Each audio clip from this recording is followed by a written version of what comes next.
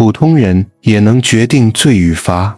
揭秘美国陪审团制度，谁决定谁有罪？在你脑海中，当你想象一个审判的场景时，会浮现出怎样的画面？也许你会想到一个法官穿着黑袍，拿着法锤，大声敲打桌面，安静。法庭现在开庭，台下坐着的是原告、被告，还有他们的律师。法庭后排坐着围观的人，但在美国的法庭里，还有一群非常关键的人物，他们不是法律专家，不是律师，也不是政府官员，而是普通公民。这些人组成了陪审团。美国的陪审团制度 （jury system） 是世界上最为独特和知名的司法制度之一。在很多刑事案件中，被告是否有罪，往往不是法官说了算，而是由一群普通人组成的陪审团表决定。你是不是觉得很奇怪？为什么一个国家要把这么重要的决定交给毫无法律背景的普通人来做？他们真的能判断是非对错吗？要回答这个问题，我们得从头说起。陪审团制度是怎么来的？我们先从陪审团制度是怎么来的英文说起。Jury 这个词来自拉丁文的 jurare， 意思是发誓。最早的陪审团其实是发誓讲真话的一群人。远古欧洲的审判方式，在中世纪早期的欧洲，审判方式非常原始和迷信，人们相信神明会保护正义的一方，所以审判的方式包括火刑试验，让被告赤手拿烫铁走火道，如果几天后伤口愈合得快，说明他是清白的。水试验，把被告丢进河里，如果他沉下去了，说明他无罪，浮上来就代表他是女巫或罪犯。决斗审判，原告和被告打一场架，谁赢谁有理。听起来是不是像在看奇幻小说？但这是真的。这些审判法当然经常冤枉好人。英国的变化从审判到人判，到了12世纪，英国的国王亨利二世做了一个重要的决定，建立一种新型的审判方式。他认为不能靠神来判案，要靠人来判断。于是国王派出代表走遍全国收集案件信息，同时引入了一种新的审判方式，由当地12名知情者组成的小组，根据他们所知道的事实来判断案件。这就是早期的陪审团雏形。他们不是像今天那样听证据、讨论再投票，而是被选中，是因为他们本来就认识被告或知道这起事件。他们只需说出他们知道的事。这个制度逐渐取代了原始的审判方式，也成为英国法律体系的一部分。陪审团漂洋过海来到美洲，殖民地与英国法的传承。17世纪，英国开始在北美建立殖民地，很多英国人因为信仰、政治等原因，选择渡海来到新大陆，建立新生活。他们不仅带来了工具、种子和梦想，也把英国的法律制度，包括陪审团制度，一起带来了。这时的陪审团在殖民地的法庭上扮演着重要角色。许多殖民地居民信任这种由邻居组成的审判方式，他们认为比起一个遥远而冷漠的法官，由社区中有良知的市民来裁定是非更公平。革命的种子，陪审团也有政治意味。你可能没想到，陪审团制度还曾是美国独立战争的导火索之一。18世纪，英国国王对殖民地征收各种税，还命令一些案件不能在本地审理，而是送回英国审判。这让殖民地居民极度不满，他们认为，我们要的是我们自己的陪审团，我们不要由一个不认识我们、不了解我们生活的英国法官来决定我们的命运。这成为美国独立宣言中的一个控诉点。我们被剥夺了在当地接受陪审团审判的权利。因此，当美国独立之后，把陪审团制度写进了宪法之中，成为一种保障人民权利的象征。美国陪审团制度的定型。美国宪法与权利法案。美国宪法在1787年制定，但真正把陪审团写进宪法的是后来的权利法案 Bill of Rights。 其中第6修正案规定，在一切刑事诉讼中，被告有权由所在州和地区的公正陪审团进行迅速而公开的审判。这就意味着被告可以要求由陪审团审判，陪审团必须是当地人，审判必须公开透明，陪审团的裁定将决定被告有罪与否。陪审团的构成。在美国，一个典型的刑事案件陪审团由12人组成，他们必须是年满18岁的美国公民，居住在案件发生的地区，没有严重犯罪记录，心智健全，有判断能力。选出陪审员之后，双方律师可以提出回避请求，比如认为某人可能偏见严重，不适合当陪审员。最后，组成的12人将一起听证据，讨论事实，并在案子结束时进行表决。刑事案件必须全体一致才能定罪。为什么要让普通人来审判？这个问题也是我们最初的问题。为什么要让没有法律知识的人来判断复杂的案件？答案其实很简单，民主精神的体现。美国是一种建立在人民主权之上的国家。既然人民可以选总统、议员、市长，那么决定一个人是否有罪也可以交给人民。陪审团制度就是法律中的民主，它让法律不仅仅是少数精英的专属，而是让每个人都有机会参与，防止政府滥权。法官是国家任命的，检察官代表政府。如果所有审判都由政府系统内部的人来决定，那有可能出现政府说你有罪，你就有罪的情况。而陪审团就像是公民社会的防火墙，即使政府想要定某人罪，只要陪审团不同意，那就不能成立。提升公信力，你可能会对一个法官的判决感到怀疑，但对12个来自各行各业的普通人的集体判断，你可能更愿意相信。这是常识的胜利。即便他们不是专家，但正因为他们是社会的一部分，他们能代表社会的价值观。陪审团制度的优点与缺点。优点： 1. 公正性强，多人的讨论比一个人更容易避免偏见。2. 防止权力集中，让政府不能随意定人有罪。3. 人民参与法律，增加法律透明度和公众理解。4. 提高社会责任感，每个人都可能成为陪审员，增强对社会规则的尊重。缺点： 1.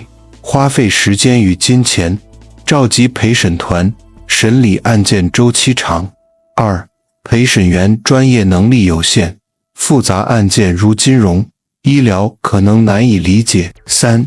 情感影响判断，陪审员可能因为同情或偏见而影响判断。4. 媒体干扰，高度曝光的案件容易受舆论影响。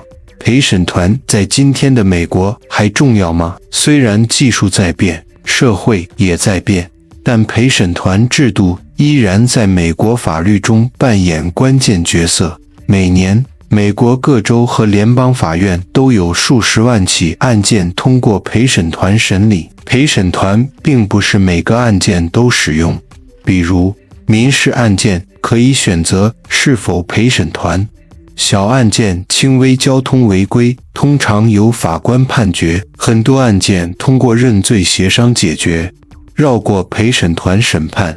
但在重大刑事案件中，陪审团依然是判定有罪或无罪的关键力量。陪审团制度在其他国家的命运。你知道吗？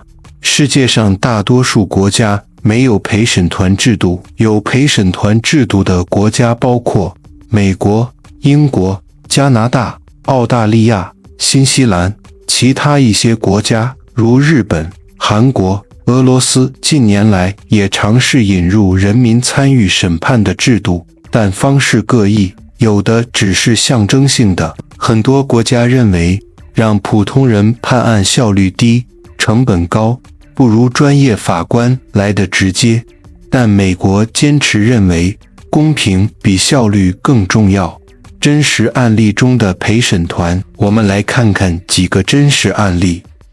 辛普森案，1995年，美国著名橄榄球明星辛普森被控杀害前妻和他的朋友，案情复杂，证据充满争议，最终陪审团经过133天审理，投票认为他无罪。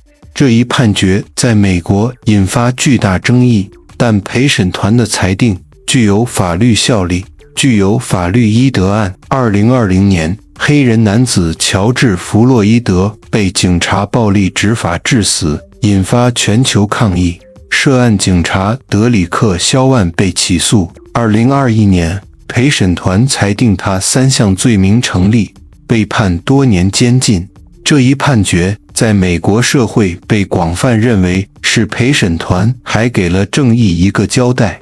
陪审团的选拔全过程揭秘。在美国，陪审团并不是你想当就能当的，也不是随便选几个路人就拉来法庭，它有一整套选拔程序，甚至比选美还有层层筛选。从哪儿找人？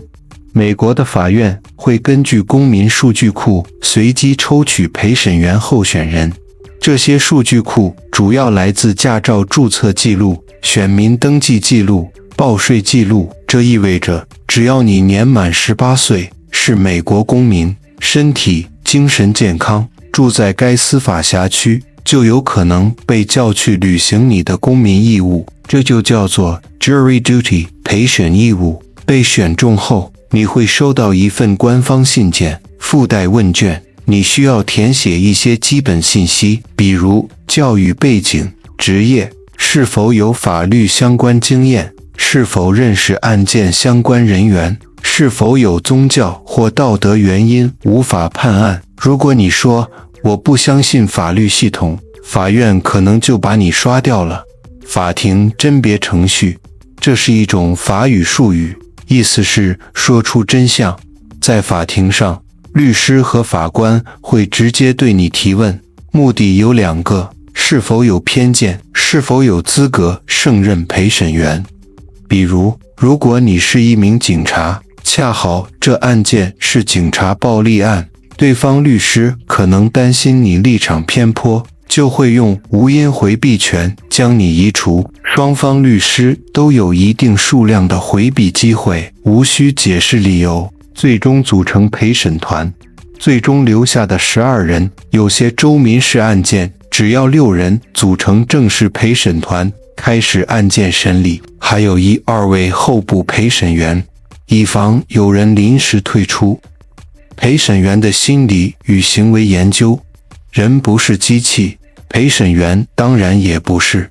虽然陪审团是制度设计上的理性判断体，但心理学研究发现，先入为主效应，很多陪审员在案子开始时就有了预设印象，比如被告穿着囚服就显得更可能有罪。2、情绪影响判断，案件中出现令人心碎的证据，比如受害者照片、哭诉录音，容易激发陪审员情绪，从而影响理性分析。有学者称之为同情有罪效应或愤怒驱动定罪。3、群体压力与妥协判决，在讨论过程中，如果大多数人坚持一个立场，少数人往往选择妥协，以达成一致，避免僵局。这也是为什么陪审团一致制度虽然保障严谨，却常常导致妥协性无罪，或妥协性有罪，或妥协性有罪。4、领导型陪审员的作用，每个陪审团会选出一名 foreperson 首席陪审员，他通常具有更强的领导能力或话语权，对集体讨论影响很大。联邦 vs 州法陪审团制度下的权力博弈。在美国，司法系统分为两大层级，联邦法院和州法院。联邦陪审团制度由美国宪法和联邦规则统一规定，适用于跨州联邦罪行，如贩毒、恐怖活动，一般要求12人一致裁定。案件较为复杂，周期较长。州陪审团制度，每个州根据自身宪法制定细则，有些州允许6人陪审团，尤其在民事案件，有些允许多数裁定，比如9人中7人同意即可定罪。民事案审判风格受当地文化影响很大，这就像在一个国家内有50种不同风味的陪审团火锅，统一大锅底，但调料各不相同。种族、公平与偏见，陪审团制度的争议。在现实社会中，陪审团制度并不是永远公正的，它也受到社会结构性问题的影响。陪审团中的种族不平等，历史上很多州通过合法回避制度，故意将黑人、亚裔、拉美裔陪审员剔除，导致陪审团全是白人。在黑人被告的案件中，这种白人陪审团往往定罪率更高。重要判例 Batson v. Kentucky 1986年，这起案件规定，律师不能以种族为理由排除潜在陪审员，否则将违反宪法第14修正案中的平等保护条款。但实际上很难证明一个律师是因为种族排除了某人，这仍然是法律界的灰色地带。大众的信任危机，有数据显示，超过 40% 的美国黑人表示不信任陪审团制度。在一些州，陪审团更像政治工具，例如利用陪审团审判抗议者。有人认为陪审团制度保护了警察暴力，掩盖了司法不公。这些争议表明，制度本身需要不断改革，而不是一成不变。陪审团制度的改革尝试与未来展望。改革方向1：提高陪审员多样性，加强少数族裔数据库采样，提高交通不便者、低收入者参与的便利性，提供更高的补贴与灵活排班。改革方向2：允许专家陪审员参与，对于技术含量高的案件，如医疗、金融诈骗，有人提议是否可以设立技术陪审员，帮助普通陪审员理解专业内容。这个建议目前仍在争论中。改革方向3：减少案件过度依赖陪审团。目前 95% 以上的刑事案件通过认罪协商解决。有人担心陪审团已逐渐边缘化，反而失去了最初保障人民权利的作用。因此，有法律学者主张，应当恢复陪审团审判为主、认罪协商为辅的格局。对比中国与美国的审判制度差异，中国法院制度，案件由法官或合议庭裁判，虽然设有人民陪审员，但不是决定性的裁决者。陪审员多由基层推荐，并接受培训后参审，主要职责是参与案件讨论，但最终判决依然由法官掌握。美国陪审制度，陪审员掌握实质决定权，特别是在刑事案件，法官负责引导法律程序，讲解法律原则，最终有罪与否由陪审团投票决定。简言之，中国的陪审更偏向协助，美国的陪审则是主导。这也反映了两国对人民参与法律的不同理解。法律属于人民，在美国的法庭里，陪审团不是一个符号，而是一种信念，让人民自己决定正义。虽然这种制度也有问题，但它体现了一个理念：公正不应是少数人的专利，法律不能高高在上，正义必须被大众理解、接受与维护。或许这就是美国之所以选择让普通人决定的原因。